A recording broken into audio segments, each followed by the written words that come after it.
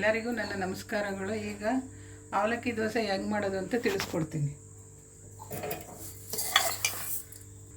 ಈ ಲೋಟದಲ್ಲಿ 3 ಲೋಟ ಅಕ್ಕಿ ತಗೋತಾ ಇದ್ದೀನಿ. ಲೋಟ ಅಕ್ಕಿ, ಅವಲಕ್ಕಿ 1.5 ಲೋಟ ಹಾಕ್ತೀನಿ. 3 ಲೋಟ ಅಕ್ಕಿಗೆ ನೋಡ್ಕೊಳ್ಳಿ.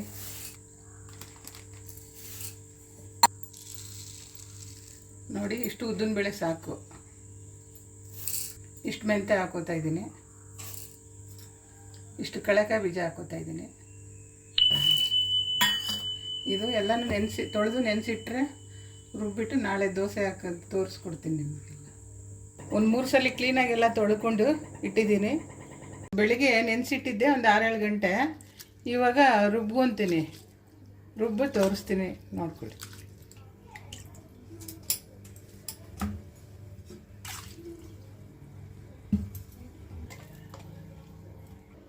ನೋಡ್ಕೊಳ್ಳಿ, ಇದೆಲ್ಲ ರುಬ್ಕೊಂಡಾಗಿದೆ.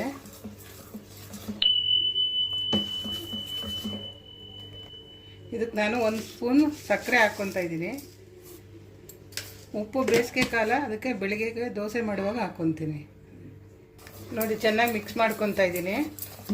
ಸಕ್ಕರೆ 1 ಸ್ಪೂನ್ ಹಾಕಿದ್ದೀನಿ, ಬೆಳಿಗ್ಗೆ ದೋಸೆ ಮಾಡೋಕ್ಕೋಸ್ಕರ. ಎಲ್ಲ ರುಬ್ಬಿಟ್ಟಿದೆ ಅವಲಕ್ಕಿ ದೋಸೆದು. ಈಗ ಉಪ್ಪು ಹಾಕಿರಲಿ, ಇವಾಗ ಹಾಕ್ತಾಯಿದ್ದೀನಿ. ನೀವು ನೋಡ್ಕೊಂಡು ಹಾಕೊಳ್ಳಿ, ಉಪ್ಪು ಎಷ್ಟು ಬೇಕಷ್ಟು. ನೋಡಿ, ಇವಾಗ ಹಂಚಕ್ಕಾಗಿದೆ. ಜಾಸ್ತಿ ಉರಿನ ಇಟ್ಕೊಂಡಿದ್ದೀನಿ, ನೋಡ್ಕೊಳ್ಳಿ. ದೋಸೆ ಹಾಕ್ತಾಯಿದ್ದೀನಿ.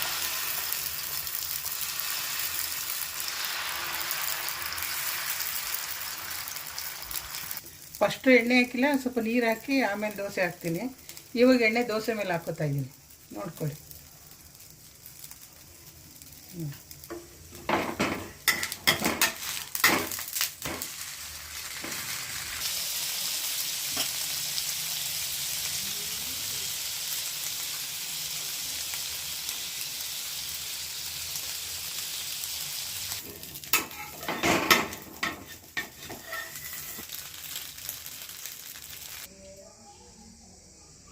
ನೋಡಿ, ಅವಲಕ್ಕಿ ದೋಸೆ ರೆಡಿಯಾಗಿದೆ.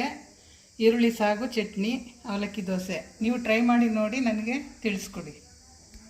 ನಿಮ್ಗೆ ಈ ತಿಂಡಿ ಇಷ್ಟ ಆಗಿದ್ದರೆ, ಈ ದೋಸೆ ಸಾಗೆಲ್ಲ ಶೇರ್ ಮಾಡಿ, ಲೈಕ್ ಮಾಡಿ, ಸಬ್ಸ್ಕ್ರೈಬ್ ಮಾಡಿ.